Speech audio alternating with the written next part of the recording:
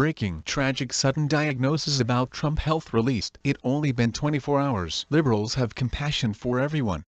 Everyone except for conservatives, of course. Their mask of human compassion quickly melts away when someone stands up to their broken logic with a conservative viewpoint. The mantra of love and compassion turns into a license to do any harm necessary when it comes to protecting the liberal agenda. The biggest crusade of the left, from the top of Congress down to the everyday social justice warrior at the moment, is to remove the hated President Trump from office. He is the embodiment of what they hate. A man with a clear purpose to put American values back on top and to lead the country back toward smaller government and more freedom. This does and sit well with the liberal politicians who have found a very cozy place in Washington and don't plan to give it up without a fight. Since there was nothing they could do about him winning, and there'd been no way to invalidate the election results, though not without a whole lot of trying, they not moving on to invalidating the person himself. President Trump went through just as much as any president to obtain his office, but liberals are now trying to say that he's physically unfit for office. Despite the fact that he keeps almost superhuman hours and gets more done in a day than most get done in a week,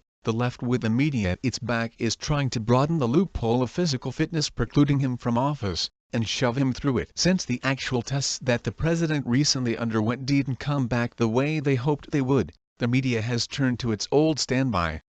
Try to convince the people of something that they made up. The Hill reports that CNN is leading the charge in changing public opinion about President Trump's physical condition. CNN chief medical correspondent, Dr. Sanjay Gupta, said Wednesday that he believes tests reveal that President Trump has heart disease. Gupta said dating back to 2009, Trump started to have his tests that are actually looking for the presence of calcium in the blood vessels that lead to the heart. Steadily, up until just this past week when he had it performed again, those numbers have gone up, he said. And they get to a certain range, that means he has heart disease. Gupta then talked about his interaction Tuesday with Trump. Dr. Navy Rear ADM Dr. Ronnie Jackson. It was interesting when I spoke to Dr. Jackson. At first, he said he passed all the tests with flying colors, Gupta said. And I asked him specifically about that test. He did then concede that, in fact, the president does have heart disease. He's going to be increasing the medications,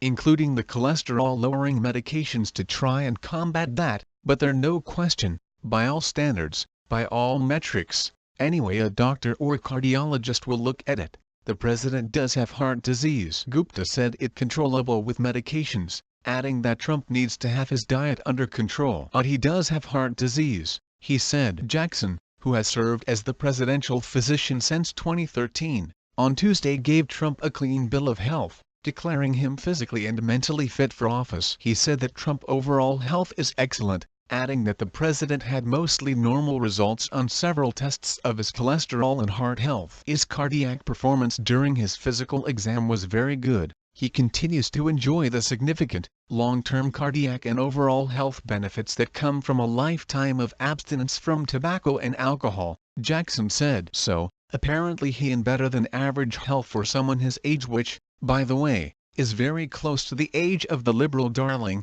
Hillary, that they wanted in office, and it being attributed to his personal choice to not take part in drinking or smoking. The irony of the left calling out President Trump on his health is and lost on anyone. Several conservatives poked fun at this ridiculous double standard on Twitter. Hey Brian Stelter, you literally rolled your eyes and called us reckless conspiracy theorists for questioning Hillary health. Yet you now demand questions continue to be asked of Trump health even after an Obama-appointed doctor gave him a perfect score. What changed?